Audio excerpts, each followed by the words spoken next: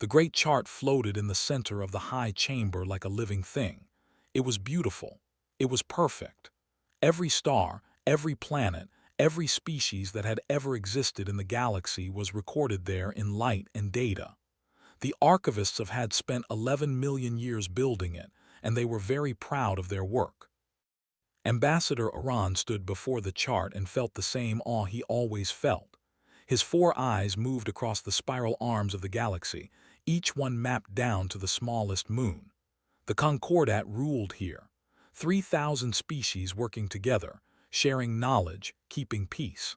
And the chart was the proof that they understood their universe completely. Then the impossible signal arrived. It came from the rim of the galaxy, from a region the chart marked as empty. Just dead stars and cold rocks, the archivists said. Nothing lived there. Nothing could live there. But the signal was real. It was mathematical. It was clearly made by intelligent beings. Iran called an emergency meeting of the diplomatic corps. 12 of the galaxy's finest minds gathered around a table and listened to the signal play over and over. It was a simple greeting in basic mathematical language. The kind of message a young species might send when they first discovered radio waves. "This is a mistake," said Admiral, a massive creature covered in armored plates. "The rim is empty. We have scanned it 1,000 times." "And yet," Iran said quietly, "someone is talking to us." They sent a scout ship, a small vessel with a crew of 5, equipped with the best sensors the Concordat could build. The ship jumped to faster-than-light speed and vanished toward the rim. Everyone expected it to return within a few cycles with a simple explanation. Perhaps a lost colony, perhaps a probe that had drifted off course. The ship returned 3 cycles later, but the crew did not speak. They sat in their seats and stared at nothing, their faces frozen in expressions that Iran could not read. Shock, perhaps, or fear, or something beyond both. The ship's computer had recorded everything. But when the archivists tried to access the data, they found only one word burned into the memory core, repeated over and over in every language the Concordat knew. Humanity, humanity, humanity. Iran had never heard this word before. He searched the great chart for any reference to it. He found nothing. He searched the historical archives, the records of dead civilizations, the myths and legends of 100 species. Nothing. But the crew of the scout ship knew. Whatever they had seen at the rim had broken something inside them.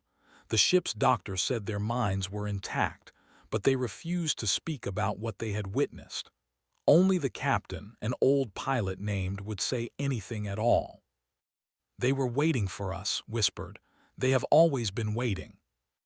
The Concordat summoned its greatest scholars to the high chamber.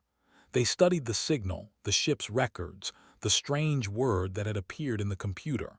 They ran every test they could imagine. And slowly, a terrible truth began to emerge. Humanity was not missing from the great chart. They had been removed. Someone had erased them. Someone had taken every reference to this species and deleted it from the records. Every mention, every footnote, every passing reference had been carefully and completely destroyed. And the deletion was old, very old, older than the Concordat itself. The archivists were afraid now. They were the keepers of all knowledge, and they had never encountered anything like this. The great chart was supposed to be perfect. It was supposed to contain everything. But someone had hidden an entire species from them, and that someone had possessed power beyond anything the Concordat understood. "Who could do this?" Admiral demanded. "Who has the authority to change the chart?" No one answered, because the answer was terrifying. Only the founders could have changed the chart in this way. The founders, who had created the Concordat 11 million years ago and then vanished without explanation. The founders who were spoken of in whispers and prayers. The founders who some species believed were gods. The founders had hidden humanity from the galaxy, and no one knew why. Iran stood alone before the great chart that night. He reached out with one of his 4 hands and touched the empty space at the rim. The chart resisted him. He could feel it pushing back against his fingers, as though something was actively preventing him from seeing what was there. He thought about the scout ship's crew and their empty eyes. He thought about Captain's words, "They have always been waiting." What did that mean? Waiting for what? Waiting for whom? The signal from the rim played again in his mind. A simple greeting, the kind of message a young species might send. But humanity was not young. Oran was certain of that now. A young species could not have been hidden by the founders. A young species could not have been erased from 11 million years of history. Humanity was old, perhaps older than the Concordat, perhaps older than the founders themselves. And they had just announced their presence to a galaxy that had forgotten they existed. Oran made his decision. He would lead a delegation to the rim. He would meet these humans, whoever they were, and he would learn the truth. The Concordat needed to know what had been hidden from them and why. He did not sleep that night. He stood before the great chart and watched the empty space at the rim, and he wondered what secrets lived there in the darkness between the stars. He wondered if the Concordat was ready to learn those secrets. He wondered if any species could ever be ready. The next morning, he began assembling his team. 12 of the finest diplomats, scientists, and military advisors the galaxy had ever produced. They would travel to the edge of known space and knock on a door that had been locked for millions of years. Whatever answered, Oran knew the galaxy would never be the same. The great chart continued to glow in the high chamber, perfect and complete, but now Oran saw it differently. Now he saw the gaps. Now he saw the lies. The universe was bigger than the Concordat had ever imagined, and somewhere at the rim, humanity was waiting to show them just how big it really was. The delegation's ship was the finest vessel in the Concordat fleet. It could cross the galaxy in days. Its sensors could detect a single heartbeat from 1,000 miles away. Its shields could withstand the heat of a dying star. Oran stood on the bridge and watched the stars blur past as they traveled toward the rim. 12 beings had joined him on this journey. Admiral commanded the military escort. Chief Scientist Morrow brought equipment to study whatever they found. Archivist carried recording devices to document everything for the Great Chart. The others were diplomats, translators, and experts in first contact situations. None of them knew what to expect. The rim of the galaxy was supposed to be empty. The Great Chart said so. But the Great Chart had lied, and now they were traveling into unknown space to meet a species that had been hidden from them for millions of years. The ship dropped out of faster-than-light speed at the edge of human territory. Everyone gathered on the bridge to see what awaited them. At first there was nothing, just stars and empty space exactly as the chart had promised. Oran felt a moment of doubt. Perhaps the signal had been a mistake after all. Perhaps there was nothing here. Then reality twisted. The stars moved. Not slowly the way stars should move, but quickly, like lights being rearranged on a string. The darkness between them folded and unfolded, and suddenly, impossibly, there was a station in front of them. It had not been there a moment ago. It had simply appeared as though it had always existed and they had only just noticed it. The station was huge, bigger than any structure the Concordat had ever built. It hung in space like a city of glass and light, and it was wrong. Oran could not explain how he knew this, but he felt it in his bones. The station did not follow the rules of physics. It existed in a way that should not have been possible. "Sensors are not working," Chief Scientist Morrow said. Her voice was shaking. "The station is there, but my instruments say it is not there. They say we are looking at empty space." Admiral moved toward the weapons console, but before he could reach it, a voice filled the bridge. It spoke in perfect Concordat common, with a warmth that felt almost friendly. "Welcome, travelers, we have been expecting you. Please come aboard, there is much to discuss." They had no choice. The delegation transferred to a shuttle and flew toward the station. As they approached, Oran saw things that made his mind hurt.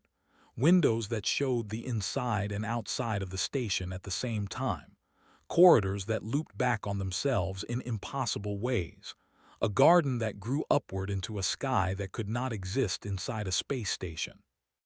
And everywhere there were humans. They looked simple enough. 2 arms, 2 legs, soft skin in various shades of brown and pink. They smiled and waved as the delegation passed. Children played in the corridors, laughing and chasing each other. Old humans sat on benches and talked quietly. It all seemed so normal, so peaceful. But then Oran saw a child wave at him through a window. The window was on the outside of the station. The child was standing in open space, unprotected, and she was breathing and smiling as though nothing was wrong. He stopped walking. He could not move. His mind refused to accept what his eyes were showing him. A human woman approached the delegation. She was tall and dark-skinned, with hair and kind eyes. She introduced herself as director, and she welcomed them to humanity's home with genuine warmth. "We are so glad you finally came," she said. "We have waited a very long time." Oran found his voice. "How long?" Director smiled. "Since before there was a Concordat." The delegation spent 3 days on the station. They saw wonders that should not have existed. Humans stepping from one star system to another without ships. Humans creating matter from nothing. Humans folding space into shapes that would drive a mathematician insane. Children playing with tiny black holes, tossing them back and forth like balls. And the humans treated all of this as normal. They did not boast about their powers. They did not threaten or demand. They simply lived their lives, surrounded by miracles they barely noticed. Archivist tried to record everything. His devices failed constantly. The station refused to be documented. It changed every time he looked at it, as though it was playing a game with him. On the second day, Oran finally asked the question that burned inside him. He stood before Director in a room that seemed to exist in multiple places at once, and he demanded to know the truth. "How is this possible? How can you do these things? No species in the galaxy has technology like this. No one even believes such technology can exist." Director was quiet for a long moment. Then she sat down and gestured for Oran to join her. "You ask the wrong question," she said gently. "You ask how we do these things, but the real question is why you cannot. The answer is simple. You stopped asking questions. Long ago, your species and all the others in the Concordat decided that you understood the universe.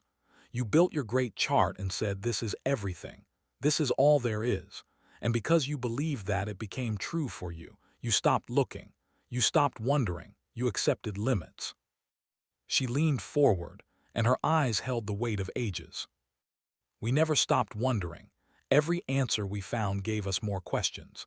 Every limit we discovered, we asked if it was real.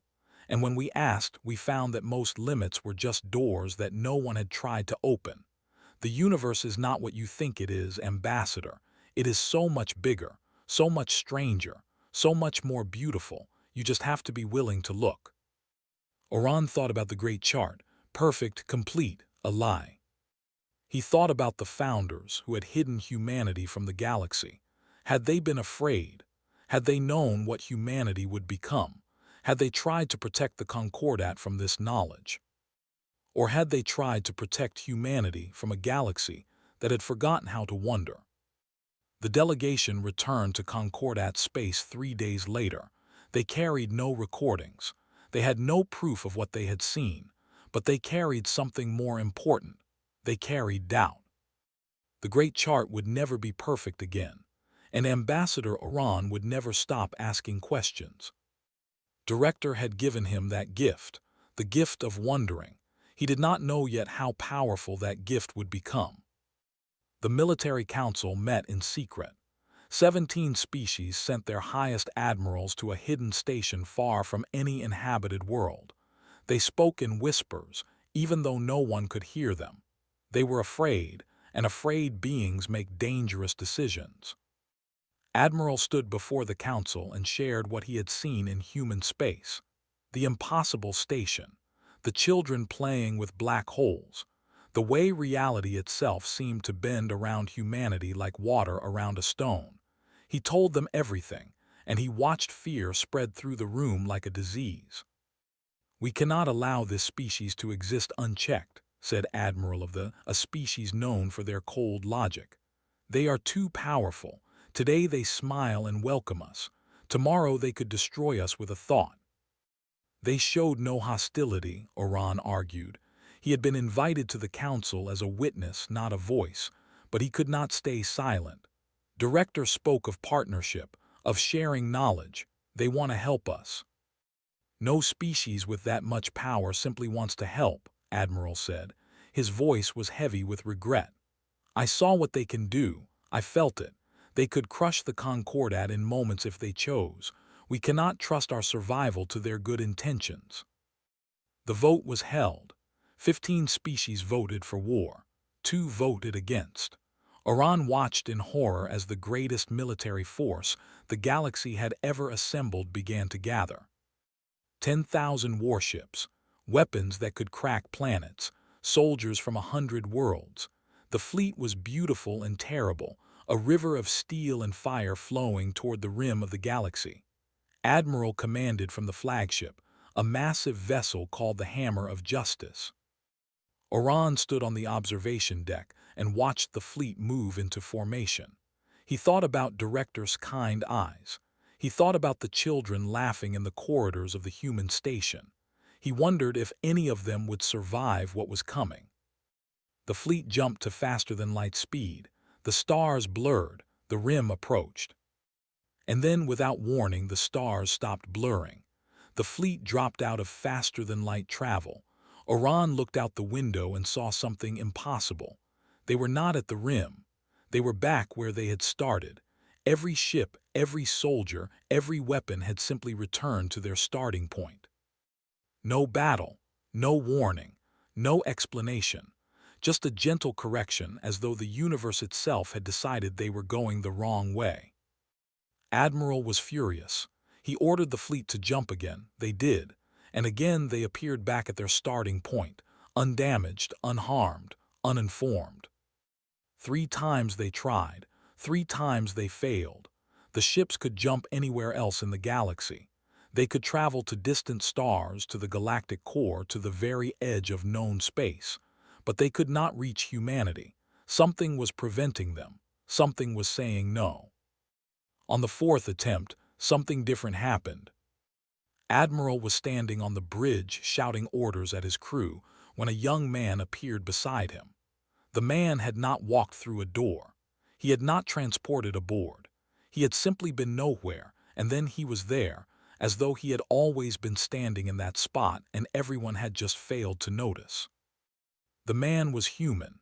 He was young, with dark hair and a gentle face. He wore simple clothes, nothing that suggested wealth or power. He looked almost apologetic. "I am sorry," the man said. "We really do not want to do this. We understand why you are afraid. We know how this looks from your side. A species with power you cannot understand, hiding at the edge of your galaxy. Of course you want to protect yourselves. Of course you see us as a threat." Admiral reached for his weapon. His hand would not move. His body would not obey him. He could only stand and listen. "We are not your enemy," the man continued. "We never were, but we know you cannot believe that. Words mean nothing when the gap between us is so wide. So let me show you something instead. Let me show you who we really are." The man reached out and touched Admiral's forehead. And he saw the universe before it was born. He saw the vast emptiness that existed before the first stars. And he saw humanity there, already ancient, already tired, already wondering what came next. He saw them build civilizations that spanned galaxies. He saw them fall and rise and fall again. He saw them make mistakes that destroyed worlds. He saw them learn from those mistakes and become something better. He saw them fight wars against creatures so terrible that even their names were dangerous. Beings of pure entropy, minds that existed outside of time, hungers that wanted to devour reality itself. He saw humanity stand against these horrors again and again, not because they were the strongest, but because they refused to give up. He saw them transcend their bodies and become beings of pure thought. He saw them grow bored with godhood and choose to return to flesh because they missed being people. They missed love and pain and the taste of food and the feeling of wind on their skin. He saw them watch the Concordat rise from barbarism to civilization. He saw them hide themselves, not out of fear, but out of respect. They wanted the younger species to grow on their own terms, to make their own discoveries, to become whatever they would become without interference. He saw 11 million years of patient waiting, 11 million years of watching from the shadows, 11 million years of hoping that one day the galaxy would be ready to meet them as equals. The vision ended. Admiral was crying. He had not cried since he was a child. He did not know he still could. The young human stepped back. His face was sad but kind. "We do not want war," he said. "We never did. We just want to meet you, to talk with you, to share what we have learned. But we will not force ourselves upon you. If you need more time, we will wait. We are very good at waiting." He vanished as quietly as he had appeared. Admiral stood alone on the bridge of his flagship. His crew watched him in silence. They had not seen the vision. They only saw their admiral weeping. Took a deep breath. He turned to his communications officer. "Send a message to the council," he said. "Tell them the war is over. Tell them I am disbanding the fleet by my own authority. And tell them that I am going back to human space, not as a soldier, as a student." He paused and looked out at the stars. "We have so much to learn." Archivist had 10,000 civilizations. He had recorded the rise and fall of empires. He had documented the birth of stars and the death of worlds. In 11 million years of service to the Great Chart, he had never encountered something he could not understand. Until now. He stood on the surface of Earth, the human, and he felt like a child who had just learned that everything he knew was wrong. The planet was beautiful. Blue oceans and green forests and white clouds drifting across a pale sky. Birds sang in the trees. Insects buzzed through fields of flowers. It looked peaceful, simple, the kind of world where a young species might take its first steps toward the stars. But knew better now. This simple world had given birth to something that all logic, and he was here to learn how. The humans had welcomed his request to study their history. They seemed pleased that someone wanted to understand them. They gave him access to their archives, their libraries, their museums. They answered his questions with patience and kindness. And what found there broke him. Human history was chaos. It was contradiction. It was madness given form. They had built great civilizations and then burned them to the ground. They had discovered knowledge and then lost it for thousands of years. They had written millions of books and then destroyed their own libraries in fits of rage or fear or simple carelessness. Their past was full of gaps and lies and myths that might have been true. Spent weeks trying to construct a proper timeline. He failed. Human history refused to be organized. Every time he thought he understood something, he found evidence that contradicted it. Every story had 10 different versions. Every hero was also a villain. Every truth was also a lie. "How do you live like this?" he asked a young human historian named Wei. They were sitting in a small cafe in a city called Shanghai, surrounded by the noise and chaos of human life. "How do you function when you do not even know your own past?" Wei smiled and stirred her tea. "We manage," she said. "It helps that we do not expect to know everything. We accept that we will never have all the answers." "That is madness," said. "How can you build a future if you do not understand your past?" "Maybe that is exactly why we can build a future," Wei said. "We are not trapped by what was. We are free to imagine what could be." Thought about the Great Chart. Perfect, complete, unchanging. The archivists had spent millions of years building it, and they defended it against any suggestion that it might be wrong. New discoveries were fitted into the existing framework. Contradictions were explained away. The chart must be perfect because it had always been perfect.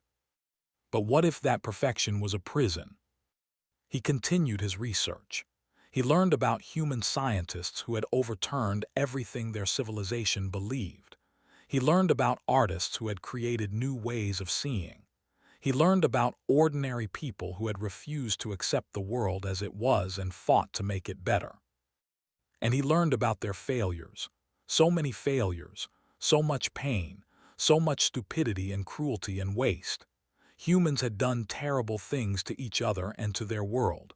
They had come close to destroying themselves more times than could count. But they had survived, they had learned, they had grown.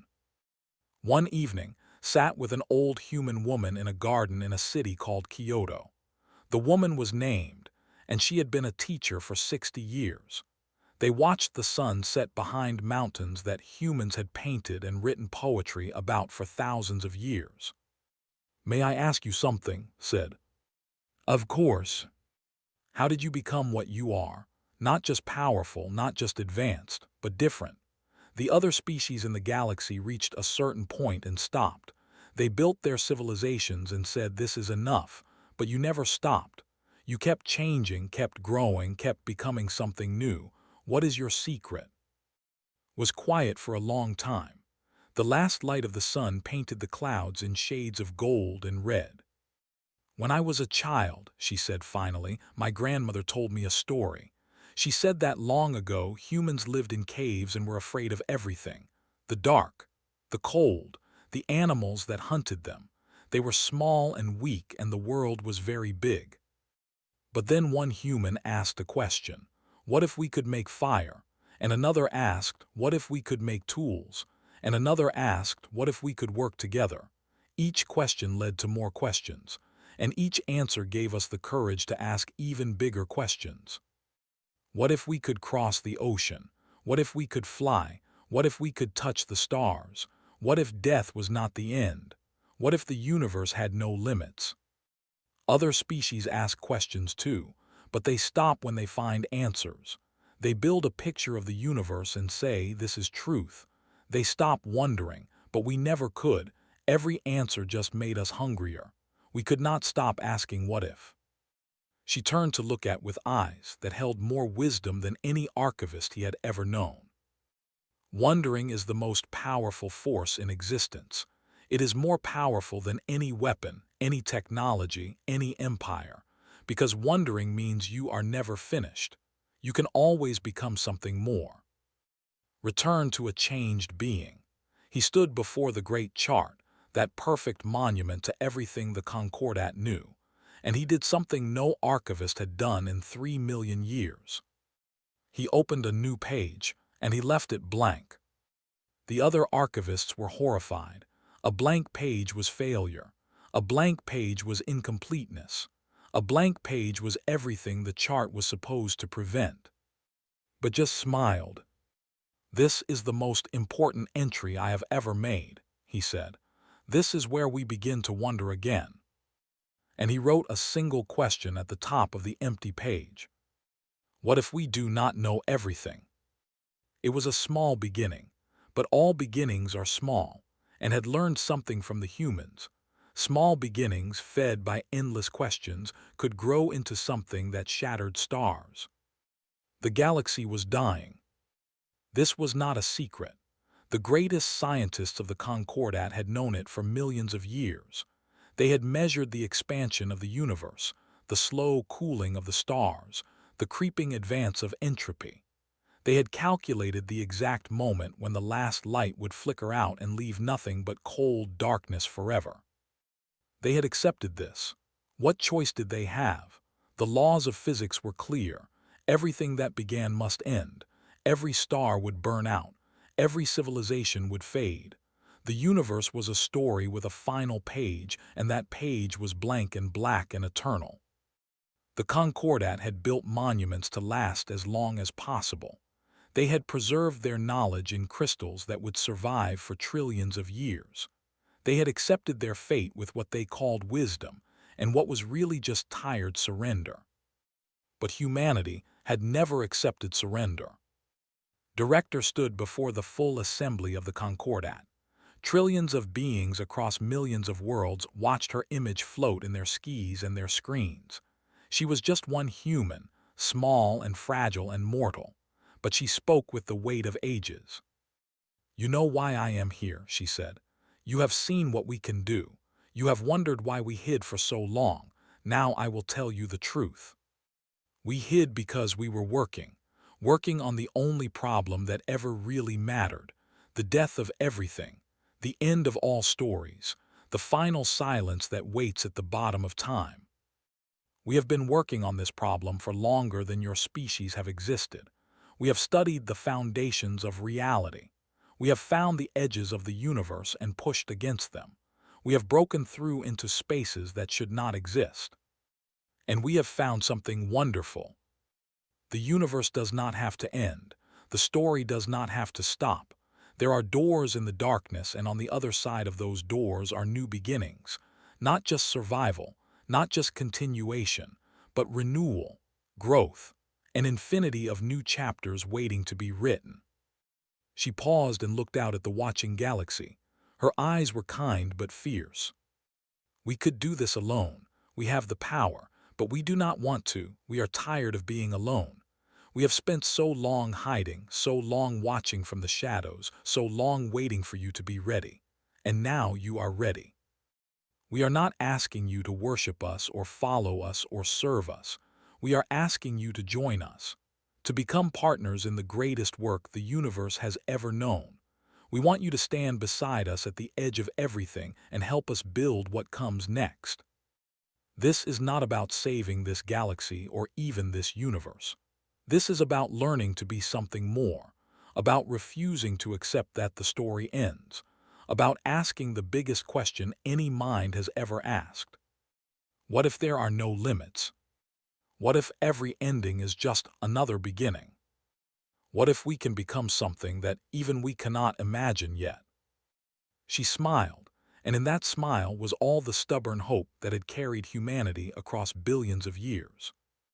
"We think you are ready to ask those questions with us, but the choice is yours. We will not force ourselves upon you. We will not conquer or control. We will only invite. So here is our invitation. Join us. Wonder with us. Help us crack open the walls of reality and see what waits beyond. The universe is so much bigger than any of us know, and we want to explore it together." The transmission ended. The Concordat voted. It was not unanimous. It never was, with so many species, so many fears, so many old habits of thought. But it was enough. A majority of the galaxy chose to accept humanity's invitation. A majority chose to stop accepting that the story had to end. And so began the greatest partnership in the history of existence. Oran traveled to human space and learned to see the universe through new eyes. Admiral trained alongside human teachers and discovered that true strength was not about weapons, but about the courage to ask dangerous questions. Archivist filled 1,000 blank pages with new mysteries and felt more alive than he had in 3 million years. Across the galaxy, old limits began to fall. Scientists from 100 species worked together in laboratories that existed in spaces the Great Chart had never imagined. Artists created works that could only be seen by minds that had learned to see differently. Children of all species played together in gardens that bloomed with impossible flowers. And at the rim of the galaxy, where humanity had waited for so long, new stars began to ignite. Not through natural processes, not through any technology the Concordat had ever known, but through something stranger and more beautiful.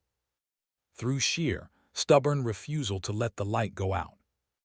The humans called it many things: the great work, the endless project, the never-ending story, but really it was just what they had always done, asking questions, refusing to accept limits, wondering what lay beyond every horizon. Director stood on the observation deck of a station that orbited one of the new stars. She was old now, even by human standards, but her eyes still held the same fierce hope they had always held. Oran stood beside her. He was old too, older than he had ever expected to be. But he did not feel old. He felt like he had just been born. "What happens next?" he asked. Laughed. It was a warm sound full of joy. "That is exactly the right question," she said. "And the answer is, we do not know, we have never known, we just keep asking and see what happens." She turned to look at the young star burning in the darkness. Around it, a new solar system was forming, planets condensing from clouds of dust, moons settling into orbit, the first seeds of something that might one day become new life. "The universe was always just waiting," she said. "Waiting for someone to ask the right questions, waiting for someone to refuse to accept that the story had to end." She reached out and took Oran's hand in her own. "And now we ask those questions together, all of us, forever." The stars blazed in the darkness, new lights joining old ones, new questions joining old ones, an endless dance of wonder stretching out toward infinity. And somewhere in that vast, magnificent chaos, humanity smiled. They had waited so long for company. They were very glad they were not alone anymore.